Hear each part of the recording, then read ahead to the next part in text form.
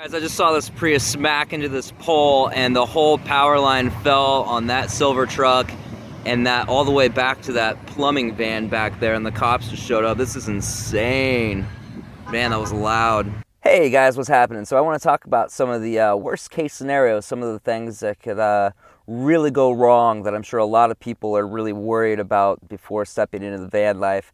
And I want to talk about why they don't scare me and why I'm not really worried about them and how I would handle them. So first of all, I want to say that how many times have you been in a situation where it felt like this is the end of the world, things could not get any worse than this? Oh my God, everything's falling apart, you know, stuff like that, like rock bottom territory. I'm sure everybody's been through some major stuff that they didn't think they were going to make it through, and they made it through, and hopefully it made you a stronger, wiser, more compassionate person. So I'm guessing that everybody's been through that kind of stuff, right? So I have too, and I know that those things have made me a much stronger, much more capable person. So I'm not afraid of those things anymore. I'm just not. So, you know, one of the major things that can go wrong is a major mechanical issue, like the engine blows up or the tranny goes out or something like that. And in that case, you know, it would be really smart to have, you know, $1,500 saved up just for that occasion. But I don't. And my engine has a lot of miles on it, but it is running much better now than it ever has since I've owned it. It's incredible how much better it's running now. I have poured a lot of money into it. But if something happened where, you know, it was a major engine or transmission, I would probably just spend $500, whether I have to take out a loan or use credit cards or use, if I had that much cash on hand, and just buy something really cheap and just stay somewhere and work for a while and save up to fix this van. And I have roadside assistance on my insurance, which gives me, I think, 3 free tows up to like 150 miles each one.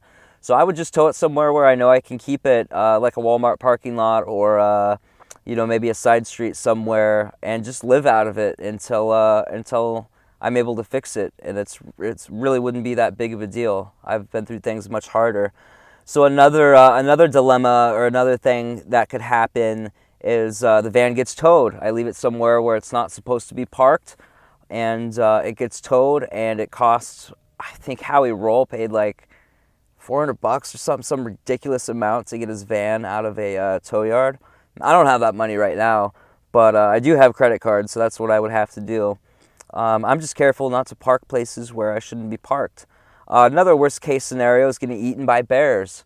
I faced this fear, and I'm still afraid of bears, and I guess I can't say I've totally gotten over that one, because I got stuck in Ocala National Forest. Oh, that's another one, getting stuck somewhere, getting your van stuck somewhere off-road out in the middle of nowhere. Actually, there's an entire video where I got stuck in Ocala National Forest in the sugar sand, and there was bear poop all over the place.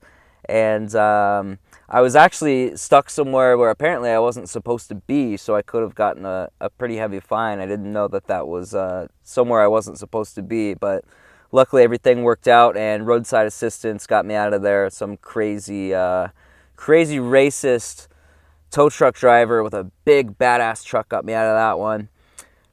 So I'm a little more careful now, but that was like a worst case scenario, really, because I was stuck in the middle of nowhere. I did have cell service, I did have enough food and water for a couple days at least, but it was kind of you know, I don't know how I'm gonna get out of the situation, but I made it through, and I kept my cool because I knew that I had been in so many situations where it felt like, oh man, everything's falling apart, I'm totally screwed, and I always made it out. Because I always do, man. Everything always works out, like no matter what.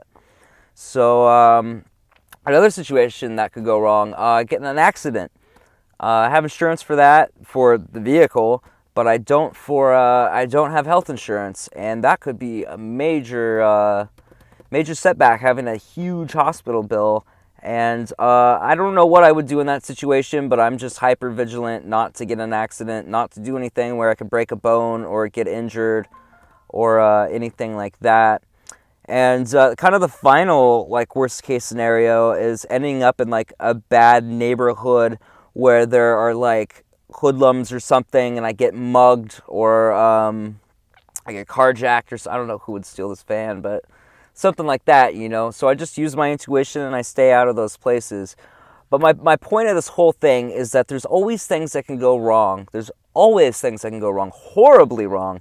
You could be in the bathtub and slip and crack your head open and break your neck and nobody's around and you're paralyzed and you drown to death. You know, anytime something absolutely terrible can happen. And if you live your life in fear of these things happening, you're not going to live. You're just going to be trapped in this little freaking cage in your head, man. So if you're wanting to get into the van life, but you're like, oh, well, but what if this happens? What if this happens? Shut that off, man. Kill that thought. Let it go. Live. Get out. Do these things, man. Do what you want to do. There's no time for fear. There's none. There's none. You've already been through so much. You're stronger and wiser, and you know so much more than you've ever known before. You're so far ahead of anywhere you've ever been before, and this is your time. So if you're thinking about doing the van life thing, don't give in to the fear. Just go out and do it. Play it smart. Don't put yourself in a crap situation where you're like, there's a really good chance of something going wrong. But don't listen to those nagging thoughts, please. So love yourself.